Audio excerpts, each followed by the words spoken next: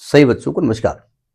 हम बात कर रहे हैं अलजेब्रा फॉर जेई, जिसके सिंगेज अलजेब्रा का चैप्टर 12 डिटर्मिनेंट की हम बात कर रहे हैं, जिसकी कंसेप्ट एप्लीकेशन एक्सरसाइज 12.1 की हम बात कर रहे हैं। तो देखते हैं उसका अगला क्वेश्चन। ये 7वां क्वेश्चन क्या कहता है कि omega is not equal to 1, पहली कंडीशन दे दी उन्होंने, is a cube root of unity and x plus y plus z is not equal to 0, then you have to ये प्रूव करना है कि प्रूव दैट अगर ये डिटर्मिनेंट 0 है तो x is equal to y is equal to z होगा। दो तरीके हैं, मैं इस डिटर्मिनेंट को 0 मान लूं, 0 मान के मैं x is equal to y is equal to z कर दूं, या मैं x is equal to y is equal to z रख दूं और डिटर्मिनेंट को 0 कर दूं। दोनों बातें हैं। तो हम क्या करेंगे, हम इस डिटर्मिनेंट की वैल्यू निकालते हैं, पहले निकालते हैं इसको। ठीक, जरा समझिएगा। Omega is the cube root of unity. अगर ओमेगा को आप पहचानते होगे तो यानी ये दिया है ओमेगा, देखो ये स्क्वायर रूट होता है, ये क्यूब रूट होता है। ठीक है, तो कहते हैं क्यूब रूट ऑफ यूनिटी जो है ना 1, ये ओमेगा है, यानी omega cube is equal to क्या है 1। पहली बात है ना। जब इसको फैक्टराइज करते हो तो आपका आता है ओमेगा क्यूब माइनस 1, यानी 1 क्यूब बराबर 0। अगर ए क्यूब माइनस बी क्यूब का फॉर्मूला लगा दें तो एक ब्रैकेट में आएगा ओमेगा माइनस 1, एक में आएगा omega square plus 1 plus omega is equal to 0।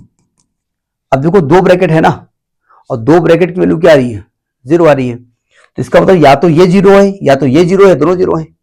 पहले कह दिया है कि as omega is not equal to 1, पहले कंडीशन दे दी है ओमेगा के 1 के इक्वल नहीं है, इसका तो ये 0 नहीं है। इसका मतलब ये हुआ जाकर के कि कंडीशन आ गई 1 प्लस ओमेगा स्क्वायर की वैल्यू 0 है। समझ में आ गई बात। तो इसका मतलब जहां पर ओमेगा क्यूब आएगा, जहां पर ओमेगा क्यूब आएगा वहां पर हम 1 लिखेंगे, और जहां 1 प्लस ओमेगा स्क्वायर आएगा वहां 0 लिखेंगे। ठीक, लेकिन इसको थोड़ा दिमाग लगा दीजिएगा। 1 प्लस ओमेगा स्क्वायर 0 है ना। बार बार हम ब्राइट बहुत हो जाते हैं इसमें। तो इसका मतलब जहां पर 1 प्लस ओमेगा आएगा वहां माइनस ओमेगा स्क्वायर हो जाएगा, जहां 1 प्लस ओमेगा स्क्वायर आएगा वहां माइनस ओमेगा हो जाएगा, और जहां ओमेगा प्लस ओमेगा स्क्वायर आएगा वहां -1 हो जाएगा। ये भी रिजल्ट हम जानते हैं, हमने पढ़ा है इसको, है ना, अपने एकेडमिक उसमें पढ़ा है आपने। तो हम इसका करने से फायदा ये होता है ना कि बड़ी चीज छोटी हो जाती है। तो जो आपकी डिटर्मिनेंट है ना वहां पर हम करेंगे क्या, 1 प्लस ओमेगा को माइनस ओमेगा स्क्वायर, इसको -1, इसको माइनस ओमेगा लिख देंगे, थोड़ा छोटा किए दे रहे हैं। ठीक है, हम इसको नोट कर लें फिर आपके पास आते हैं। ये डिटर्मिनेंट है। हमने क्या कहा कि 1 प्लस ओमेगा को क्या लिख दीजिएगा, 1 प्लस ओमेगा लिख दीजिए माइनस ओमेगा स्क्वायर। तो मैंने इसको लिख दिया माइनस ओमेगा स्क्वायर, थोड़ा छोट हो जाएगा, माइनस ओमेगा स्क्वायर, है नहीं। यहां भी आएगा माइनस ओमेगा स्क्वायर, यहां भी आएगा माइनस ओमेगा स्क्वायर। आप ना इरेज कर देना अपना कार्यक्रम। ठीक है, ओमेगा प्लस ओमेगा स्क्वायर की वैल्यू -1, यहां भी -1 वाई के नीचे, यहां भी वाई के नीचे -1, और यहां भी वाई के नीचे -1। यहां -1 लिख दिया, यहां भी -1 लिख दिया, यहां भी -1 लिख दिया। ठीक है, ओमेगा स्क्वायर प्लस 1 को क्या लिखेंगे, माइनस ओमेगा। तो यहां भी माइनस ओमेगा, यहां भी माइनस ओमेगा, यहां भी माइनस ओमेगा। तो ये आ जाएगा minus omega minus omega minus omega. समझ में आई बात, नहीं आई। अब देखो इसको एक्सपेंड करना है। एक्सपेंड करने के पहले थोड़ा सा आप चाहें तो इसको सिंपल कर सकते हैं, और चाहो तो सिंपली इसको एक्सपेंड कर दो, आपकी मर्जी। इसको एक्सपेंड कर दो उठा के। देखो माइनस यहां से कॉमन, माइनस यहां से कॉमन, माइनस यहां से कॉमन, क्योंकि डिटर्मिनेंट में अलग अलग कॉमन होता है, एक साथ कॉमन होता है, डिटर्मिनेंट में अलग अलग होता है। ठीक है, मैट्रिक्स में एक साथ होता है। यहां से माइनस कॉमन ले लीजिएगा, तो 3 बार माइनस है ना, तो माइनस कॉमन हो जाएगा। ठीक, ब्रैकेट लगा देंगे। अब इसको एक्सपेंड करेंगे, माइनस हट गया है, सुन लीजिएगा, x upon omega square, x upon omega square in bracket. ये रो हट गई, ये कॉलम हट गया। इसका मल्टीप्लाई इससे करेंगे तो क्या आएगा, z y upon omega, minus लगेगा, एक्स स्क्वायर अपान, ये माइनस नहीं है, ध्यान रखिएगा, ये जो माइनस लगा है ना ये हट गया है, ओमेगा टू पावर 4 हो जाएगा। ठीक, तो ये वाली लाइनें आपकी हट गई। ठीक, फिर आप माइनस वाई लिखेंगे, माइनस वाई लिखेंगे। फिर हम बता दें कि ये जो हम लिख रहे हैं इसमें जो माइनस पहले से लगा है वो कॉमन ले चुके हैं, वो डिस्टर्ब आपको नहीं कर रहा है। जब माइनस वाई लिखेंगे तो ये रो हट जाएगा, ये कॉलम हट जाएगा, y का मल्टीप्लाई से हुआ वाई स्क्वायर आ जाएगा, माइनस इसका ऐसे करोगे तो x Z upon omega cube, x Z upon omega cube हो जाएगा। ठीक, ये वाली लाइनें हट गई, इसका काम तो खत्म हो गया।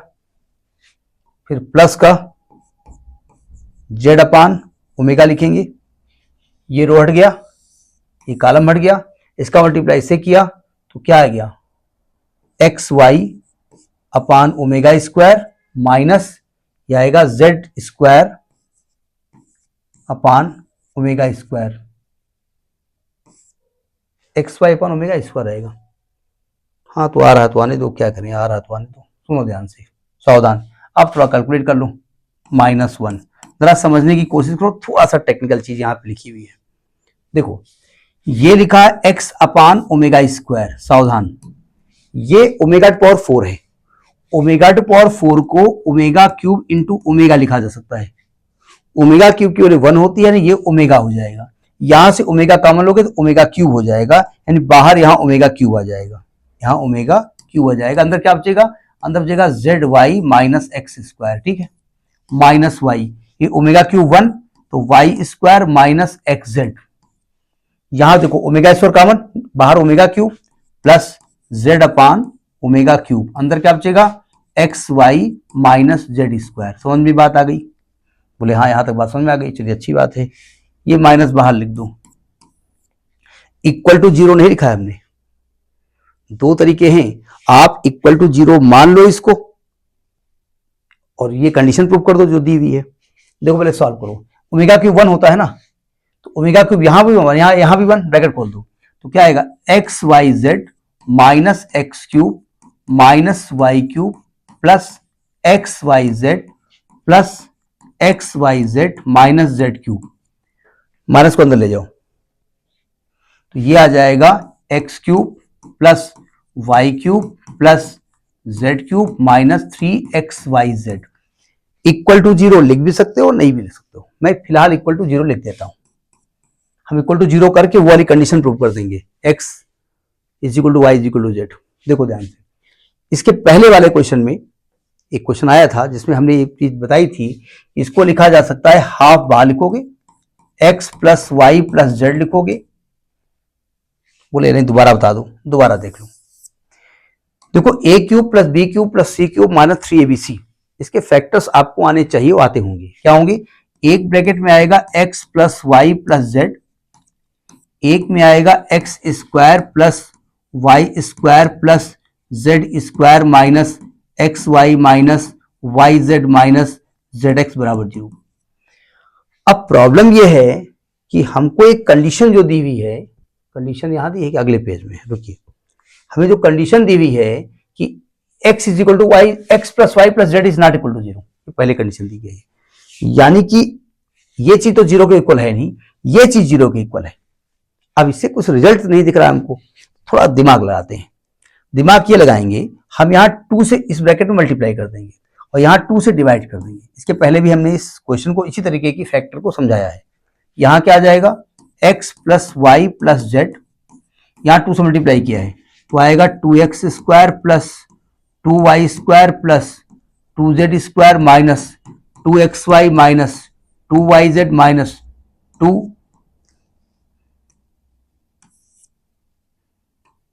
Minus 2zx is equal to 0, half x plus y plus z, सावधान देखो ये माइनस 2xy है, माइनस 2xy कहीं आपको x minus y whole square तब ले जा रहा है।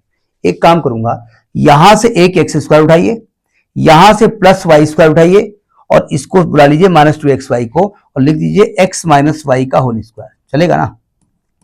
यहां पर वाई जेड है, एक वाई स्क्वायर यहां से उठाइए, एक जेड स्क्वायर उठाइए और minus 2yz plus y minus z का होल स्क्वायर, ये हो जाएगा z माइनस एक्स का होल स्क्वायर। जरा समझने की कोशिश करिए, दो तरीके समझिएगा, अगर x is equal to y is equal to z लिख दोगे तो ऑलरेडी 0 हो जाएगा, खैर, हम इसको जीरो लेके चल रहे हैं। अब as x plus y plus z is not equal to zero, इसका मतलब ये जीरो नहीं है, तो इसका मतलब ये जीरो होगा। इसका मतलब इसका मतलब ये हुआ कि x माइनस वाई का whole square plus y minus z का whole square plus z minus x का होल स्क्वायर जीरो होगा। अब भैया ये जीरो कब हो सकता है?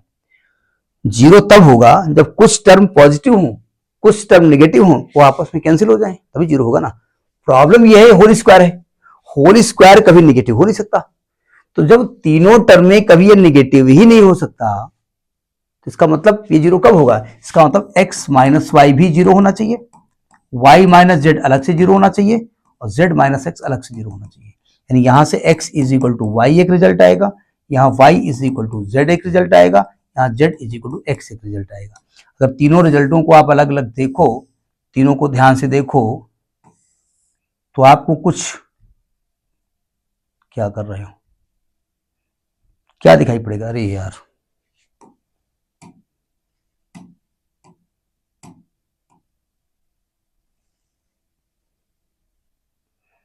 कि भाई x y के इक्वल है, y z के इक्वल, z x के इक्वल है। सो हम कह सकते हैं कि x is equal to y is equal to z होगा। समझ में आई बात? नहीं आई?